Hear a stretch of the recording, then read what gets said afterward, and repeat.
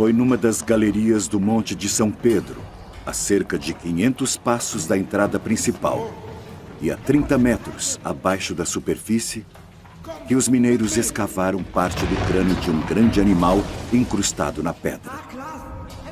Eles suspenderam seu trabalho para comunicar sua descoberta ao Dr. Hoffman, que vinha coletando fósseis das pedreiras há alguns anos. O Dr. Hoffman, vendo que o espécime era o mais importante que já tinha sido descoberto, tomou todas as precauções para mantê-lo intacto. Depois de remover um grande bloco de pedra que o envolvia e reduzindo a massa a uma condição adequada, ele o transportou para sua casa, triunfante.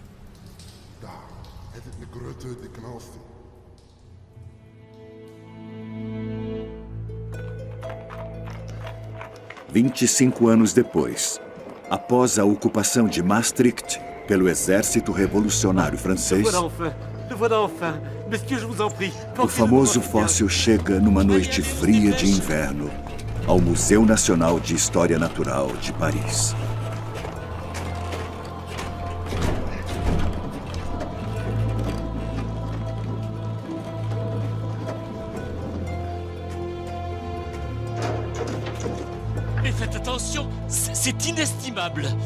Esse objeto estranho, que na época chamaram de o animal desconhecido de Maastricht, começou a despertar o interesse da comunidade científica.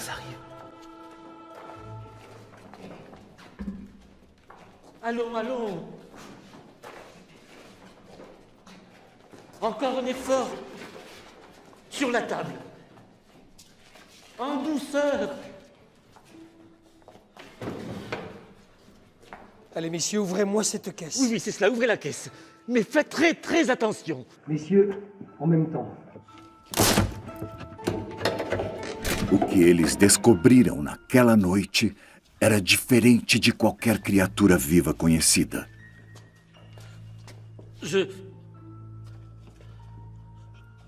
Alguns pensaram que fosse um crocodilo. Outros acreditavam que fosse uma baleia. Nem o formato de seus dentes, nem o tamanho dos maxilares os ajudou a determinar sua verdadeira identidade. Naquela época, ou seja, 40 anos antes da descoberta do primeiro dinossauro, nunca ninguém tinha pensado que milhares de espécies podiam ter vivido e desaparecido em um passado distante.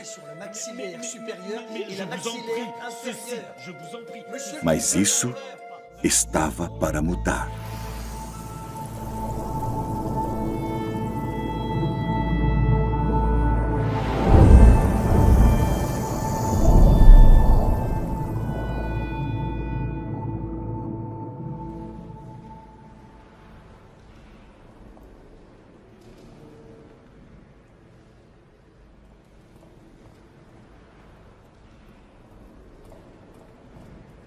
Versão brasileira Dubla Vídeo São Paulo.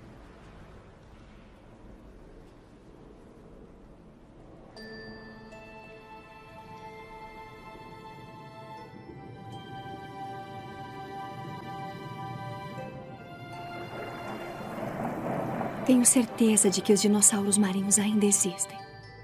Me desculpe por invadir seus pensamentos, senhorita.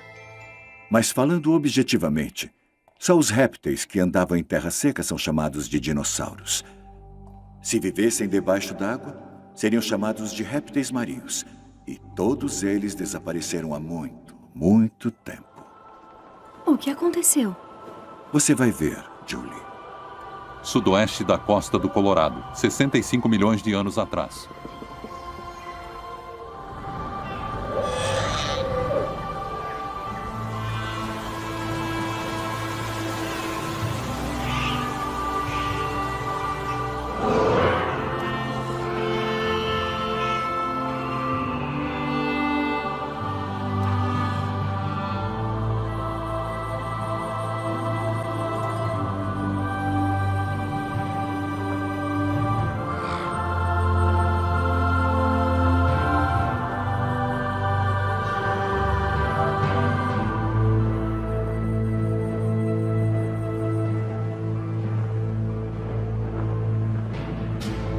Há 65 milhões de anos, os répteis dominavam o mundo.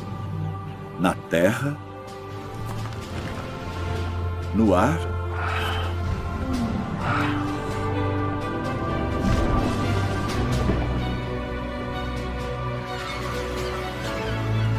e os répteis foram os reis de todos os mares também.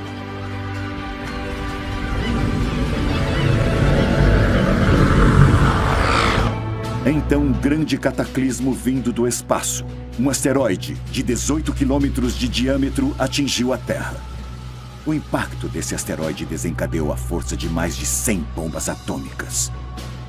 O céu escureceu e o clima da Terra mudou drasticamente. 70% de toda a vida no planeta pereceu. E com o fim dos dinossauros, terminou também o reinado dos répteis no mundo marinho. E quando você disse que isso aconteceu? Há 65 milhões de anos. Então, os seres humanos vieram logo em seguida? Os seres humanos virão um pouco depois.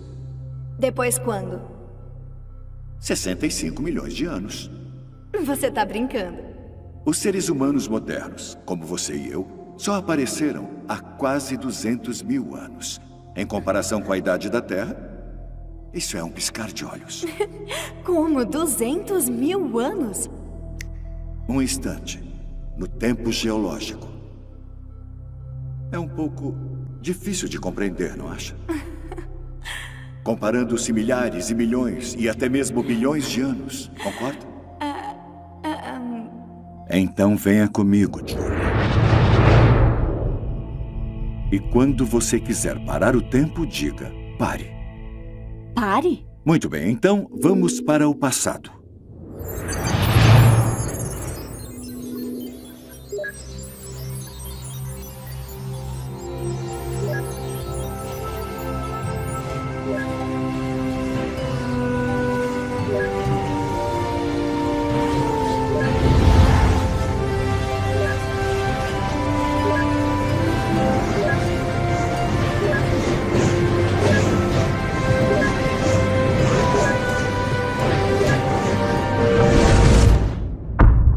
Agora, vamos começar devagar do começo.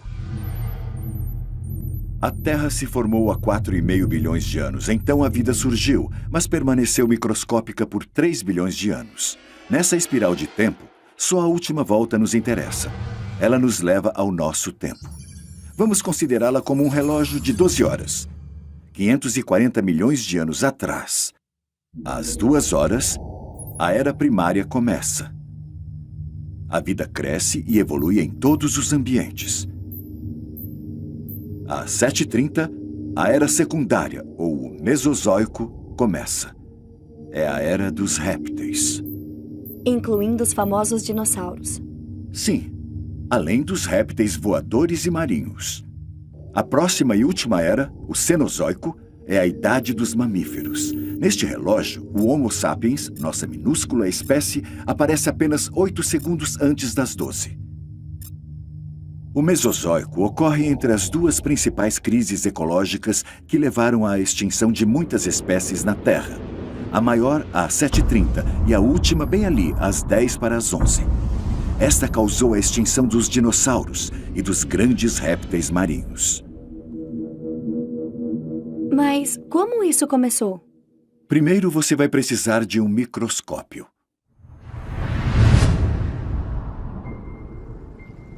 A vida na Terra começa na água, com as bactérias. 3,5 bilhões de anos atrás. Lentamente, esta microvida evolui. Então, 650 milhões de anos atrás, a vida se torna visível a olho nu. Organismos de corpo mole. Os 400 milhões de anos seguintes trazem consigo uma explosão de vida. Novas formas morfológicas surgem, atingindo tamanhos consideráveis.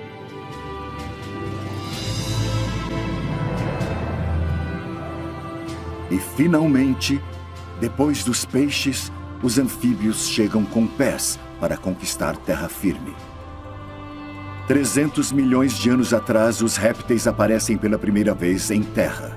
E no céu, a asa de alguns insetos atinge mais de 5 metros. Até o final do Paleozoico, a terra e os mares são uma explosão de vida. É a idade de ouro para a biodiversidade.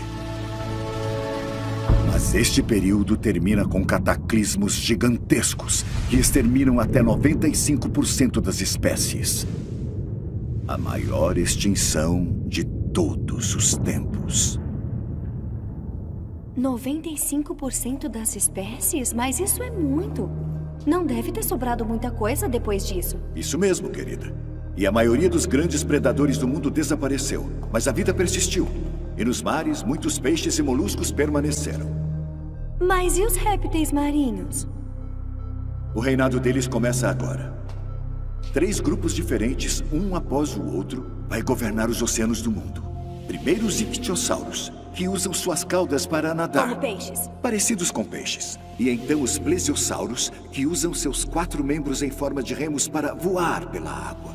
E depois os mosassauros, que usam um movimento ondulante, como uma cobra. E esses animais dominaram os mares por 180 milhões de anos. Durante os 3 períodos mesozoicos, Triássico, Jurássico e o Cretáceo. A partir do início do período Triássico, os ictiossauros são os reis dos mares. Durante este tempo, acima da água, todos os continentes da Terra estão unidos em uma única massa de terra, um supercontinente chamado de Pangeia. Vamos para a costa da Pangeia. Sul da Suíça, 230 milhões de anos atrás. Suíça? Sim, neste momento, a maior parte da Europa está debaixo d'água. Um mar raso e quente.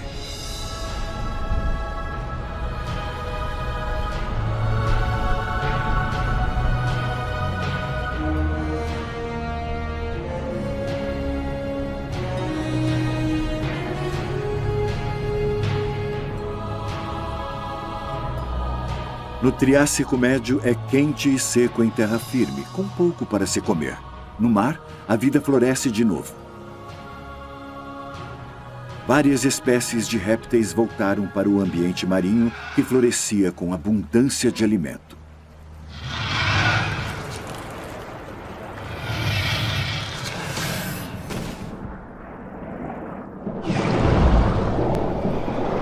O Tanis Tropheus mantém o recorde mundial. Em relação ao seu corpo, ele tem o maior pescoço de que se tem registro. Com seus dentes planos, este placodonte se alimenta basicamente de conchas e moluscos.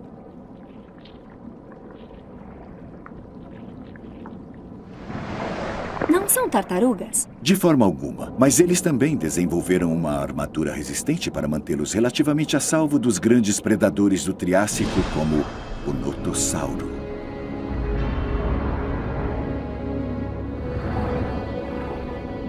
Mais de 13 metros de comprimento. Muito perigoso. E um excelente nadador.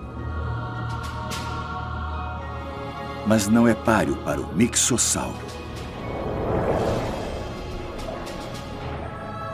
Parece um golfinho. Só que é um réptil. Como os mamíferos marinhos de hoje, ele também deve subir à superfície para respirar. Ele pertence ao grande grupo dos ictiossauros, que irá governar os mares por cerca de 150 milhões de anos.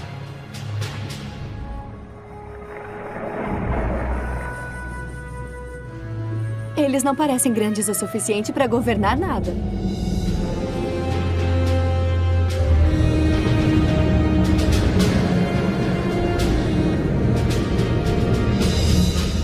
Existem também alguns ictiossauros bem grandes, chegando a medir 22 metros de comprimento e pesando 50 toneladas, como o chonissauro, o maior de todos. Uau! Como todos os ictiossauros, ele vive em grupos e se alimenta basicamente de moluscos e peixes pequenos.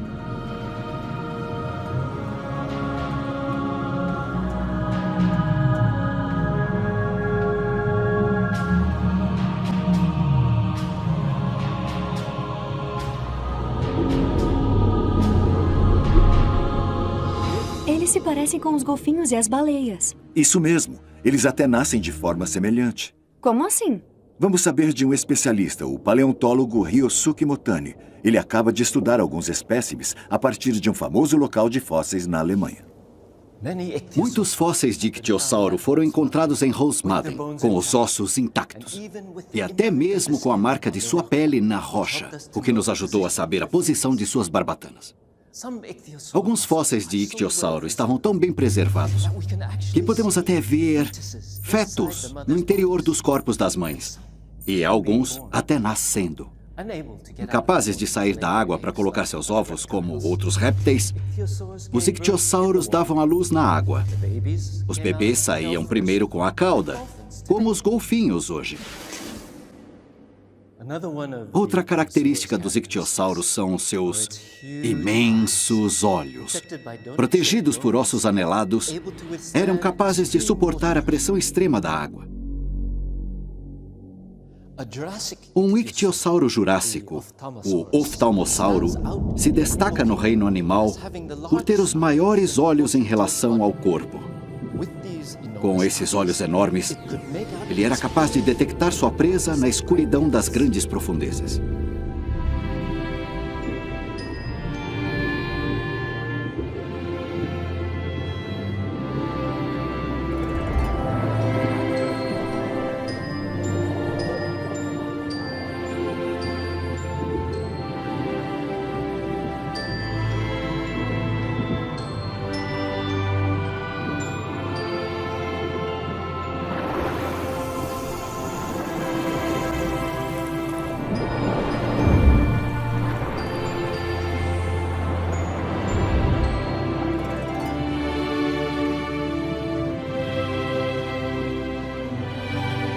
Curiosamente, os ictiossauros se extinguiram no meio do Cretáceo, apesar de sua incrível adaptação à vida marinha. Mas como podemos saber tanto sobre espécies que se tornaram extintas há 90 milhões de anos?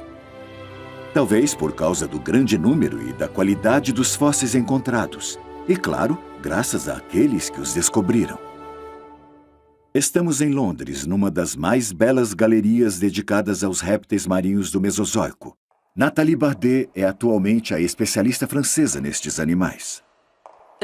Muito tempo antes de os dinossauros serem descobertos, os vestígios dos répteis marinhos eram conhecidos de colecionadores de fósseis. Mary Anning. No início do século XIX, ela era uma criança quando começou a coletar fósseis ao redor de sua casa, na costa de Dorset, no sul da Inglaterra. Durante toda a sua vida, com uma visão incrivelmente nítida, ela encontrou alguns dos fósseis mais famosos de ictiosauro e plesiosauro expostos aqui no Museu de História Natural de Londres. Um dos esqueletos de plesiosauro mais completos já encontrados foi o do Romaleosauro.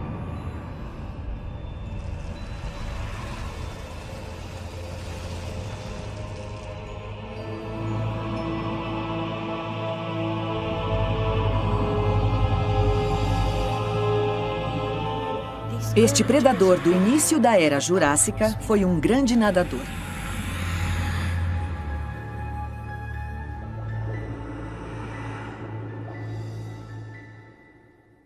Durante o período Jurássico, um novo grupo de répteis marinhos assume o controle, os plesiosauros. No início do Jurássico, a Pangeia começa a se romper e se separar em pedaços. Ela ainda está quente, mas o clima está se tornando muito mais úmido. Tais condições são perfeitamente adequadas para o desenvolvimento da vida no mundo todo.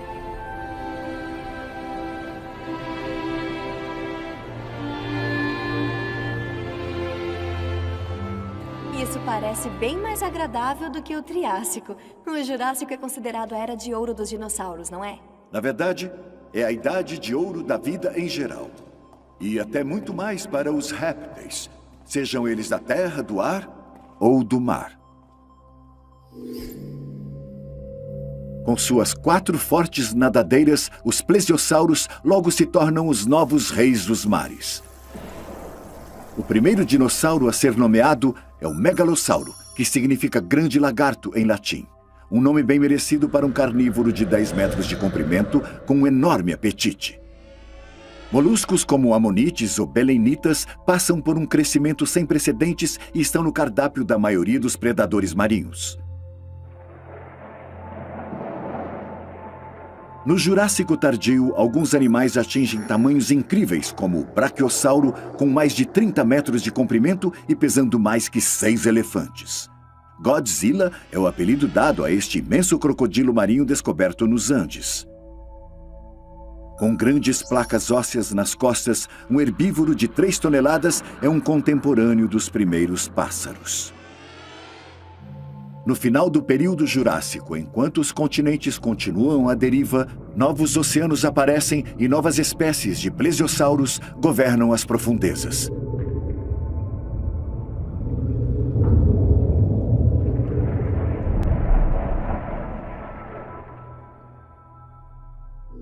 O Liopleurodonte é provavelmente um dos maiores predadores do oceano do Mesozoico, medindo 15 metros ou até mais. Tão grande assim? Veja, este é um dos seus dentes. É para você. Obrigada. O Liopleurodonte não tinha motivo para temer qualquer criatura, exceto, talvez, outro Liopleurodonte.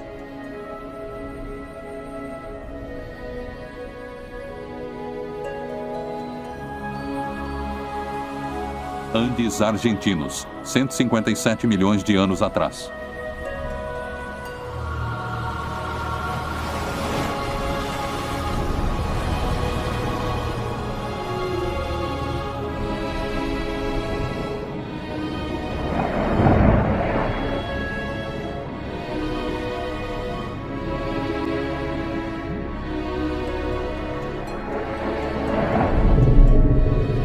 Aqui está um casal de Liopleurodontes. O macho está tentando cortejar a fêmea. Olhe para ela. 15 metros de puro músculo. 4 membros mortíferos e maxilares de cerca de 3 metros de comprimento, contendo dentes até maiores do que eu te dei.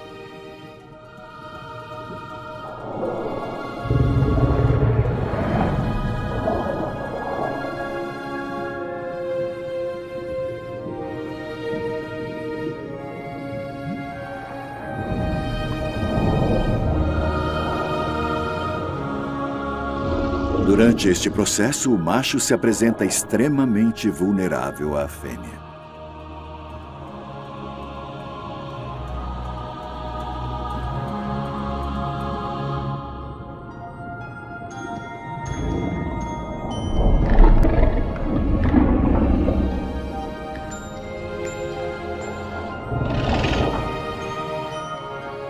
Parece ter funcionado.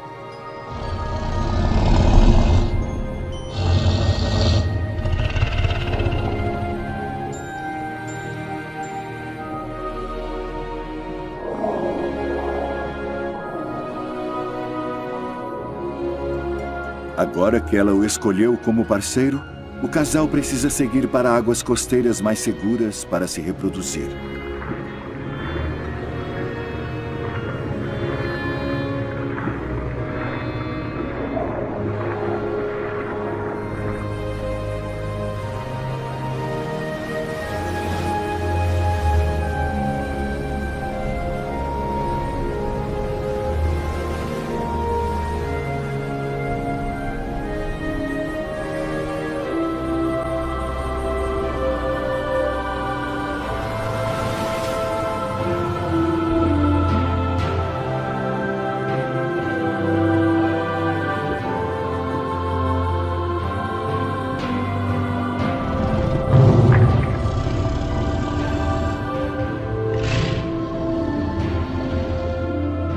Como os tubarões, o Liopleurodonte macho se segura na fêmea durante o acasalamento.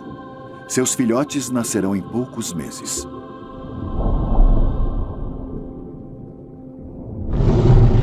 O que aconteceu? Parece que na separação, ela acidentalmente machucou o olho dele. A dor o fez perder a consciência por um tempo. No final, porém, o Liopleurodonte continua sendo um super predador que vive sozinho. No final do Jurássico, seu território se estendia da Europa à América do Sul. Esta é Zuma Gasparini, que descobriu o crocodilo marinho apelidado de Godzilla nos Andes. As pessoas acreditaram por muito tempo que o mundo sempre foi como é agora. E foi só em 1915 que Alfred Wegener, um jovem cientista alemão, apresentou uma teoria revolucionária que chamou de deriva continental. Entre os sólidos argumentos que Wegener utilizou para embasar sua teoria, um minúsculo réptil marinho que viveu 250 milhões de anos atrás, o Mesossauro, iria se tornar inesperadamente importante. De fato, encontramos nos dois lados do Atlântico fósseis idênticos desse animal. Mas considerando o pequeno porte do Mesossauro, como o que temos aqui neste aquário virtual, é óbvio que eles eram pequenos demais para atravessar um oceano tão vasto como o Atlântico por conta própria. A conclusão é inevitável. Se eles não atravessaram o oceano, então os próprios continentes que continham seus fósseis devem ter se separado. Andes argentinos, 157 milhões de anos atrás.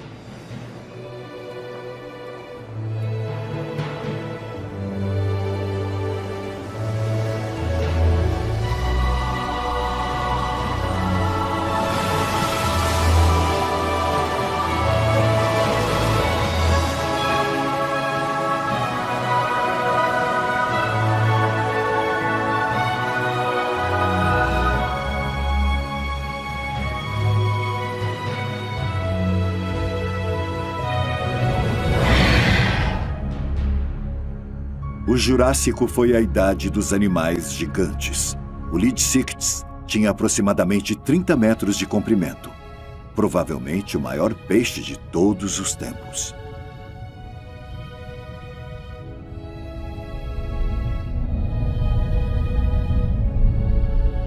Como se chamam esses plesiosauros de pescoço comprido? Esses são os elasmossauros. Eles estão engolindo gastrólitos, pedras que auxiliam na digestão. Então, o que realmente eles comem? Moluscos e muitos peixes, a julgar por seus dentes longos e afiados.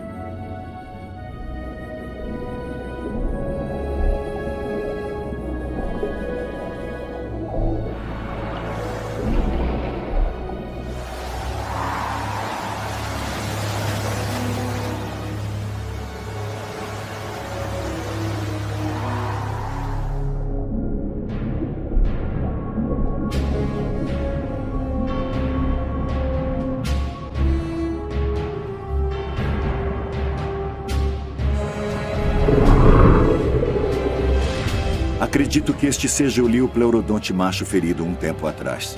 Ah, é? Com um olho faltando, não é fácil.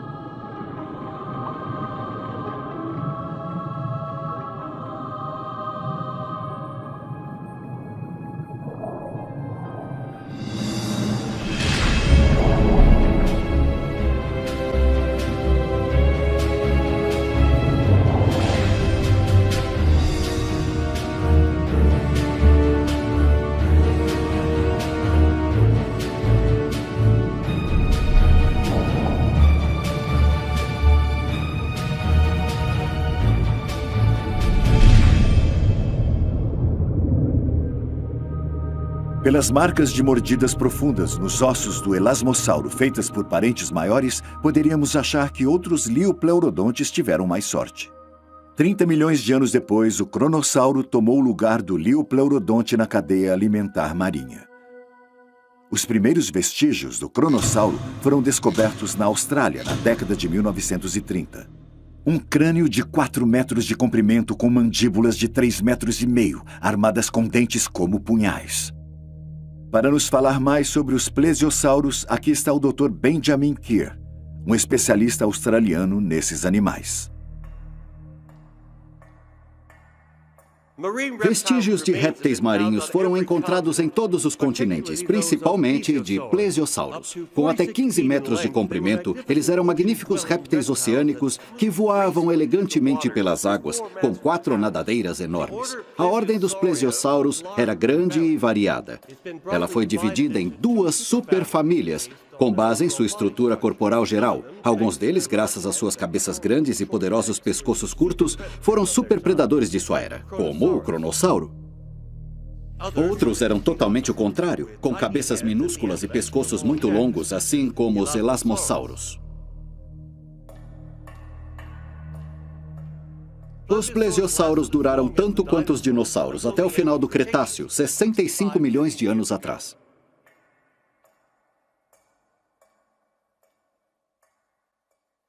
O Cretáceo é o último período da Era Mesozoica e é a idade dos mosassauros. As massas de terra tinham quase atingido suas posições atuais. Os mares interiores das Américas haviam recuado, mas a Europa ainda estava parcialmente coberta por águas rasas. Holanda, 65 milhões de anos atrás.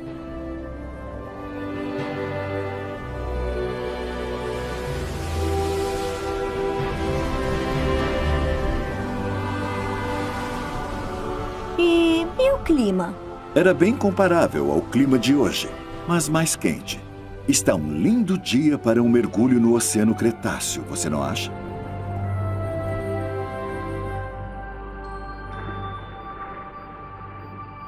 Como tem sido há milhões de anos, os moluscos ainda são a refeição favorita da maioria dos predadores.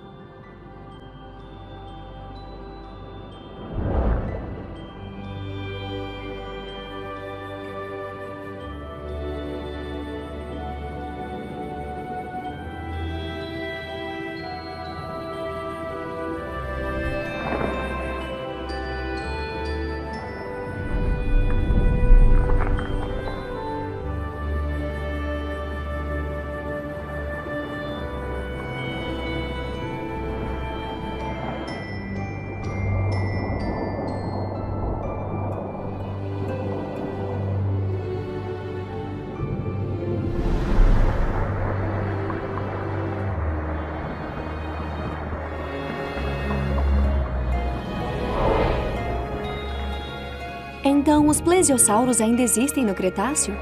Na verdade, existem alguns, mas eles não estão mais no topo da cadeia alimentar do oceano. Um lugar agora disputado pelos 2 grandes predadores dessa era. Neste lado, o maior peixe do Cretáceo, um tubarão de 7 metros de comprimento. E neste lado, o réptil marinho mais poderoso, o Prognathodon, um mosassauro de 12 metros. Ele se parece exatamente como um tubarão branco de hoje. É verdade, só que é maior.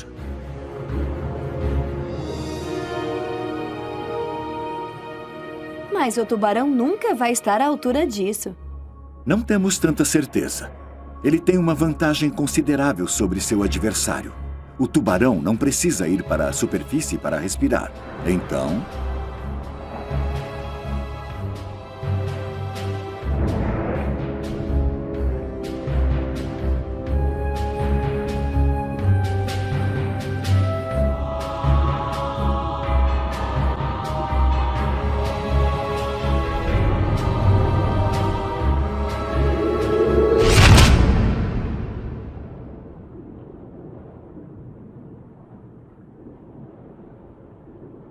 Enfim...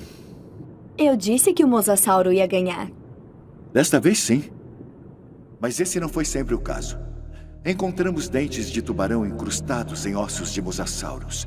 Os tubarões cravavam os dentes neles de tempos em tempos. A propósito, não foi um mosassauro que encontraram numa mina no século XVIII?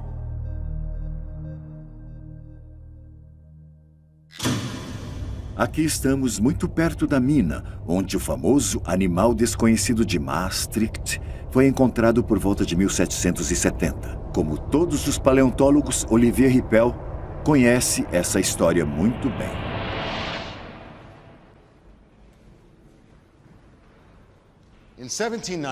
Em 1795, quando o mosasauro fossilizado de Maastricht chegou em Paris, Georges Cuvier era um jovem anatomista de 26 anos que tinha acabado de começar a trabalhar lá no Museu de História Natural. Este crânio foi o primeiro grande fóssil a ser minuciosamente estudado por cientistas que consideraram muito difícil classificar essa criatura. Mas foi Georges Cuvier que proporcionaria a solução baseada na anatomia comparativa. O réptil do rio Mosa era um lagarto gigante do mar, um parente próximo do lagarto monitor.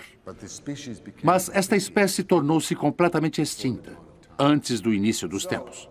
E assim, o mosasauro ajudou a sustentar a teoria de Cuvier de que vários cataclismos universais ocorreram na Terra no passado distante. E em parte graças a esse animal grande, Georges Cuvier é reconhecido hoje como o pai da paleontologia. Sudoeste da costa do Colorado, 65 milhões de anos atrás. No final do Cretáceo, a passagem marítima interior da América do Norte ainda não tinha desaparecido completamente.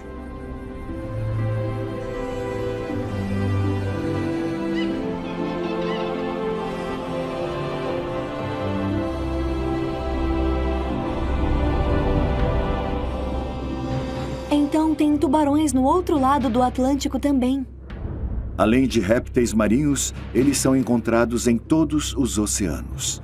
Ao contrário dos dinossauros, os animais marinhos não têm fronteiras.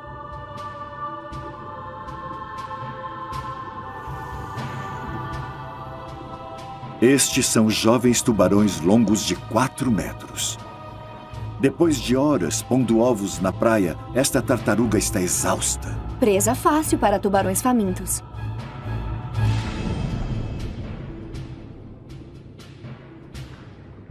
Ah, mas eles não estão sozinhos. Um mosasauro.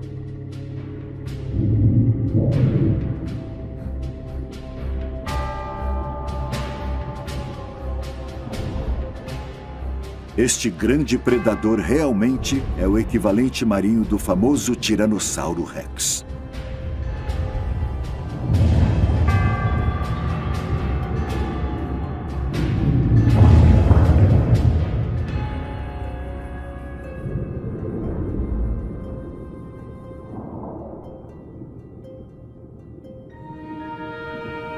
O mosasauro será o último governante dos antigos mares.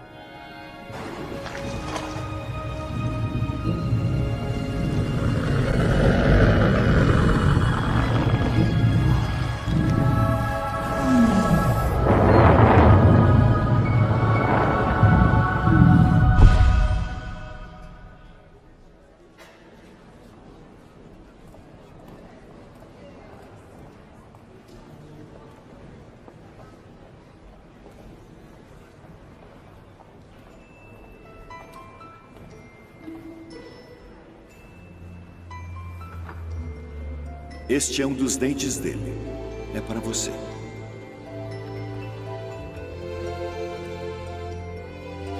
Georges Cuvier, o pai da paleontologia dos vertebrados. Sem os fósseis, ninguém teria sonhado que houve épocas sucessivas na formação da Terra.